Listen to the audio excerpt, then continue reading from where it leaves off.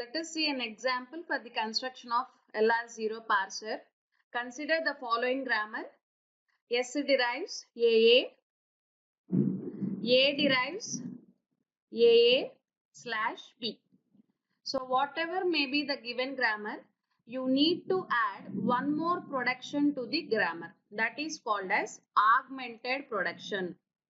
So for the given grammar, you need to add one more production called as augmented production, and it will take the form S dash derives dot S. Okay. So if the starting symbol of the grammar is Z, then you need to add Z dash derives dot Z. If the starting symbol of the grammar is D, then you need to add D dash tends to dot D. Okay. So augmented production will take the form of starting symbol. So after writing the augmented production, so this augmented production should be added to the given grammar. Then the grammar is termed as augmented grammar. Okay. So augmented production should be added to the given grammar. Then the grammar is termed as augmented grammar. Okay. So which will generate something like this. This is called as augmented grammar. So after writing the augmented grammar, you need to begin your problem by application of closure function. Okay. So you need to take the augmented production, that is S dash tends to dot S, and you need to apply the closure function. So what is a closure function is, if a non-terminal consists of a dot to its left side, then you need to add all the productions related to that non-terminal by placing a dot in the beginning. Okay. So I'm repeating again. If a non-terminal consists of dot in its left side, then you need to add all the productions related to that non-terminal by placing a dot in the beginning. So if you observe here, the non-terminal S do consists of a dot in its left side. So you need to add all the productions related to the non-terminal S. So by placing a dot at the beginning. So if you observe the grammar, what are the productions related to non-terminal S? S derives AA. You need to place dot at the beginning. Okay. And if you observe here, there is again a non-terminal which do consist of dot in its left side. So you need to add the productions related to the non-terminal A, which are A derives dot AA, A derives dot B. Okay. So these are the newly generated productions. This production has arrived due to this one, and these two productions has arrived due to this one. Okay. So if you observe the third and fourth production, there is a terminal after the dot, that is small a, and there is a terminal after the dot, that is small b. So you need not apply the closure function again. So this is called as closure of S dash derives dot S. Okay. So now after the generating of the closure function of S dash derives dot S, you need to apply the goto function. Okay. So goto function is all about shifting the position of the dot over one symbol to its right side. Okay. Shifting the position of the dot over one symbol to its right side. So whenever you apply goto, you need to verify for the closure also. Okay. So application of goto is nothing but the data flow diagram. So that is DFA. So this is the first step you need to do, that is you need to write an augmented production. Then after you need to write an augmented grammar. Then you need to derive the closure of the augmented production S dash derives dot S. Okay. Then after you need to apply goto function, which derives in a diagram or which constructs in a diagram, which leads to the construction of a data flow diagram. Okay. Let us see about it. So what is the closure of the first one? That is S dash derives dot S. S derives AA.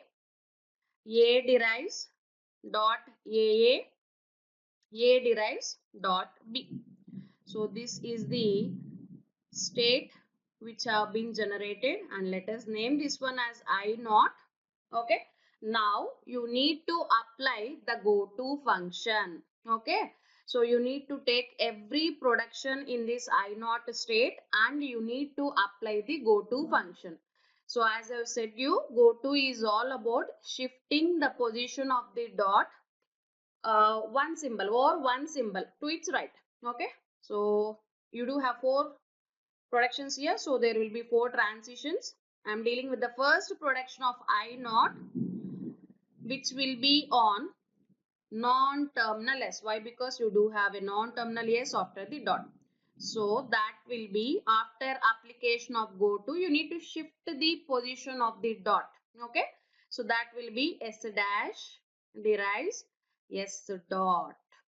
Okay. Now coming to the second production of I naught, which is on non-terminal A, which will be like this. After application of go to, see here. So we have applied the go to. After application of go to, you need to verify for closure also. But if you observe here, dot is at the ending of the production. There is nothing after the dot. So there is no chance of application of closure. Okay. So when it comes to the second production of I naught, which is on the non-terminal A, after application of go to, that is the shifting the position of the dot, that will lead to S derives A dot A. So that is the application of go to. If you observe here, there is a non-terminal of the dot. So there is a chance of application of closure. Okay. So A derives dot A derives dot B. Okay. Right. Coming to the third production of I naught, which will be on terminal A. Why? Because you do have a terminal A after dot. That will lead to the first one you need to do is application of go to. So that is A derives terminal A dot non-terminal A. So after go to, you need to verify for closure. So there is a non-terminal after the dot. So you need to apply the closure. That will lead to adding of the productions. A derives dot A and A derives dot. So coming to the last production of I naught, which will be on terminal B. So that will lead to A derives B dot. Okay. So let us name these productions. I1, I2, I3 and finally I4. So if you observe I1 and I4 states, those two states are termed as final items. Why? Because the dot is at the end of the production. Such productions are termed as final items and there is no chance of expansion of those states. So there is only chance for I2 and I3. So I am dealing with the first production in I2. There are three productions in I2. So I am dealing with the first production in I2, which will be on non-terminal A. So after the shifting, after the application of go to, it will be S derives capital A, non-terminal A dot. Okay. So now coming to the second production of I2, which will be on terminal A, that will lead to A derives terminal A dot non-terminal A. So now do check for the closure. You have to check for the closure here also, but there is no chance of application of closure. Why? Because dot is at the ending. Okay. So whereas here you have a chance of application of the closure. Why? Because there is a non-terminal after the dot. Okay. So which will add the productions related to the A. Okay. Right. So coming to the third production of I2, that is on terminal B. So that will lead to A derives B dot. Okay. So these are the three productions. There are three transitions related to the I2. So coming to the I3, so which do consists of three productions again. So let us apply go to and closure wherever possible. The first production, I'm dealing with the first production of I3, which will be on A, non-terminal A. So that will lead to the production A derives A dot. Okay. So, and again coming to the, so this is the application of go to, then there is no chance of closure. So I'm coming to the second production of I3, that will be on the terminal A, which will lead to A derives A dot A. Now check for the closure. There is a chance of application of closure. So I'm writing the related productions dot B. Okay. So finally, the third production of I3, which will be on the terminal B. Okay. So that will generate A derives B dot. Okay. So if you observe I4, there is no chance of application of go to. Why? Because dot is at the ending. Sorry, dot is at the ending. So name the newly generated states. One thing you need to remember while giving the names to the newly generated states, if the state already exists anywhere in the diagram, you should not give new state names. Okay. So if it is not existing only, then you need to give the new names. So by that, so verify whether the state already exists. So there is no such state. So I am giving a new name I5. Since we have done with I4 years, I am giving I5. If you observe here, there is a state something like this previously, that is I3. Okay, see here, this one and I3 are same. And if you see here, this is I4. And if you see here, this is a newly generated state. So we can give new name I6, and this is I3. And this is I4. Okay. So if you observe here in the diagram up to now, so we do have some final items. Those are I4, I5 and I6. How do you recognize something as a final item? So if the production do consists of dot at the ending, okay, if there is nothing after the dot, then that one will be called as a final item. I1 is also a final item, but it is of special case. We will discuss about it later. Okay. So now see here, there is no chance of expansion of I5 and no chance of expansion of I4, no chance of expansion of I6, and again this is also I4. Okay. So, but when it comes to the I3, you do have two I3 states here. Even after expansion of the I3, that will lead to a already existing state. Okay, there will be no new state will be generated. Okay, so we can stop our data flow diagram here. You can even check this. It will not lead to a new state. It will lead to a already existing state. Okay, so in this case, we can stop the construction of the data flow diagram. Okay, so what do you call this one as? Data flow diagram. Okay, so you can either call it as a canonical LR0 item, canonical collection of LR0 items. Why? Because in order to construct LR0 parser and SLR1 parser, we do require canonical collection of LR0 items. Okay, so what we have done in this diagram, so how have we constructed this diagram? So we have begin our diagram with the closure function application to the augmented production. By that we have generated the state I0. Then after we have applied go to, and we need to verify for the closure. Okay, if there is any possibility, you need to write the related productions, and if there is no possibility, you need to leave it off. Okay, so go to is all about shifting the position of the dot over one place, one symbol to its right. Okay, so this is the data flow diagram. After constructing the data flow diagram, you need to construct the parse table. So let us see how does the parse table look. After the construction of data flow diagram, you need to construct the parse table, which do consists of two columns. One is action and another one is go to. Okay, so The LR0 parsing table do consists of two columns. One is action and another one is go to.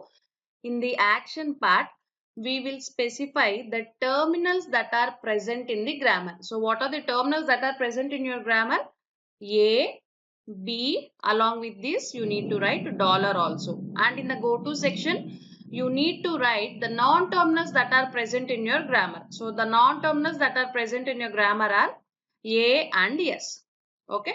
So in the action part, we will write the terminals present in the grammar along with the dollar, and in the go to part, we will write non-terminals present in the grammar. So in the row wise, we will specify the states. So how many states have been generated in the data flow diagram beginning with I0 to I6? That means 6 states have been generated. So 0, 1, 2, so on up to 6. Okay. So 6 states have been generated here. So beginning with the I0. So I0 on terminal A. So if you observe here, I0 on the state I0 on terminal A is leading to I3, which means you need to specify here shift 3. Okay. So all the terminals should be written here and all the non-terminals related information should be written in the go to section. So I0, see the transition diagram. So I mean data flow diagram. So I0 on terminal A is leading towards I3, which means you need to write S3, shift 3. Okay. So is there any transition for I0 on B? Yes, it is there. So I0 on terminal B is leading towards I4, which means you need to write S4. Okay. Right. So I0 on non-terminal A is leading towards I2. You need to write simply 2 here. Okay. Only number. I0 on the non-terminal S is leading to the 1. So I1. So you need to specify 1 here. So I0 do consist of 4 productions. So we have filled up the 4 columns. Okay. So coming to the I1, if you observe, I1 is the final item. So why? Because the dot is at the ending, and also I1 is an augmented production. So in such case, you need to specify for the combination of I1 and dollar accept. Okay. Accept. So coming to the next one, that is I2. Observe the state I2, which do consist of 3 things. One is on terminal A, terminal B and non-terminal A. Okay. So I2 on terminal A is leading to I3. So we need to mention S3. And then after I2 on the terminal B is leading to I4. So you need to mention S4. Okay. Now, so I2 on the non-terminal A is leading towards I5. So you need to mention 5 here. Okay. So I2 has 3 productions. So we have filled up the 3 columns. Now coming to the I3. So I3 also do consist of 3 productions. So that those are on. So non-terminal A and the terminals A and B. Okay. So I3 on the terminal A is leading to the I3 itself. So shift 3. So S denotes shift. Okay. So I3 on the terminal B is leading to I4. So S4. Okay. And I3 on the non-terminal A is leading towards I6. So 6. Okay. So by this we have filled up the 0, I0, I1, I2, I3, and we are left over with the final items, that is I4, I5, I6. Okay. So how do you call something as a final item? If in the production the dot is at the ending. Okay. Before that, let us give numbers to the productions that are present in your grammar. So what do you have with the productions? Yes, derives A derives A derives B. So say, let us say this is 1, this is 2, this is 3. Okay. So now come to the I4. What is the production in I4? A derives B dot. So what is the number we have given to the A derives B? Number 3. Okay. So for the final items, you need to mention reduce moves. Okay. So in the place of I4, we need to mention reduce moves and the number given to the production A derives B is 3. So R3, R3, R3. We need to fill up the entire row of the action. Okay. So entire row. So you need to fill the entire thing. Okay. So coming to the I4, which do consists of the production S derives AA. So for which we have given the number 1, and since it is a final item, we need to specify it with the reduced move, that is R1, R1, R1. Okay. And finally I6, what is the production in the I6? Where is it? Yes, it is A derives AA dot, and the number we have given to this one is 2. So in the place of I6 and in the action column, we need to specify the reduce move. So if you observe here, in the case of final items in LR0 parser, we will fill up the entire row with the reduce moves. Okay. So if it is not a final item, we will specify with the shift move. Okay. If it is a final item, we will specify it with the reduce move.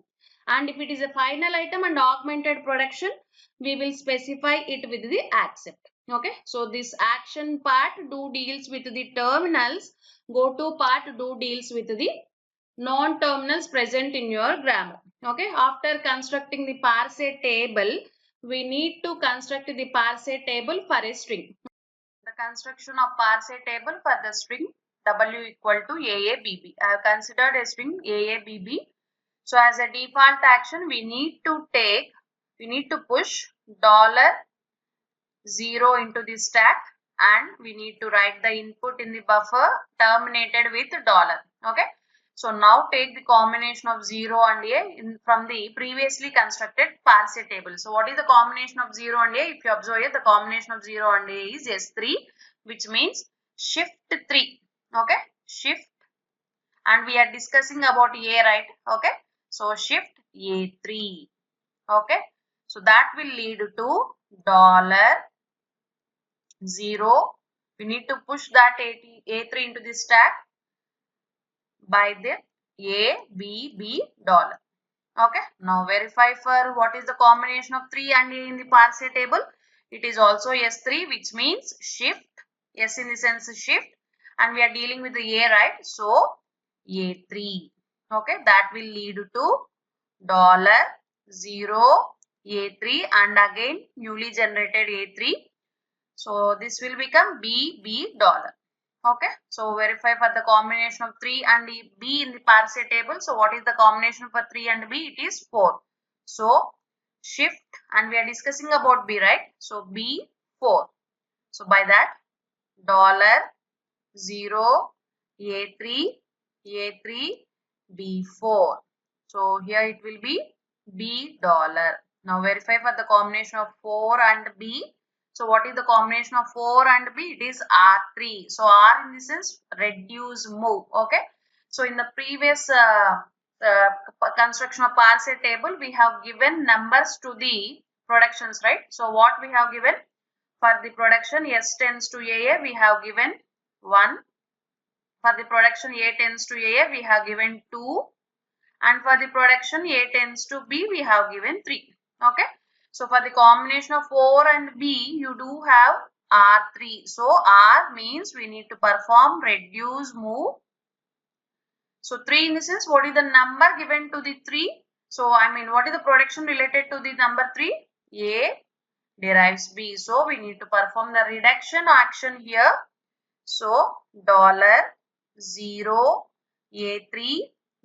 So instead of this B, we need to perform reduction action on this B. So non-terminal A, B $.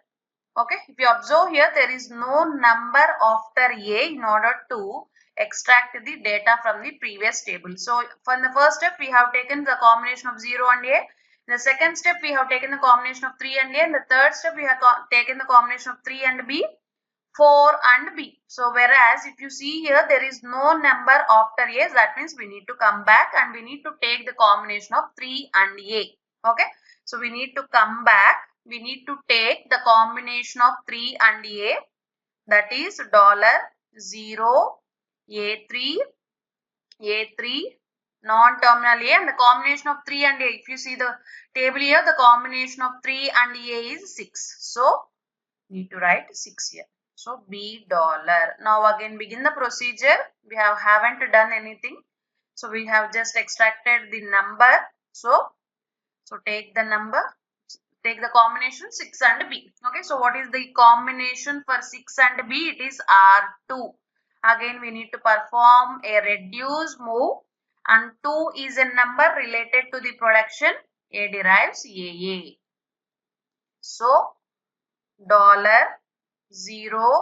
A3, A3, sorry. So, you need to perform reduction operation here. Okay, $0, A3, A6. So, $0, A3, and instead of all this, we will get reduced, okay, by non-terminal A. And here we do get B dollar. So, if you observe here, there is no number after A. So, we need to come back again. $0, A3, non-terminal A, and the combination of 3 and A. So, that is 6. B dollar. We haven't done anything here. Okay. So now again take the combination of 6 and B. So what is the combination of 6 and B? It is again R2. So R means you need to perform reduce move. So 2 is a number related to the production. A tends to A. Okay. So $0, A. And again here it is B dollar. So since there is no number after A, we will come back and take the combination of 0 and A. So what is the combination of 0 and A? It is 2. So $0, A2. Okay, and here it is B dollar.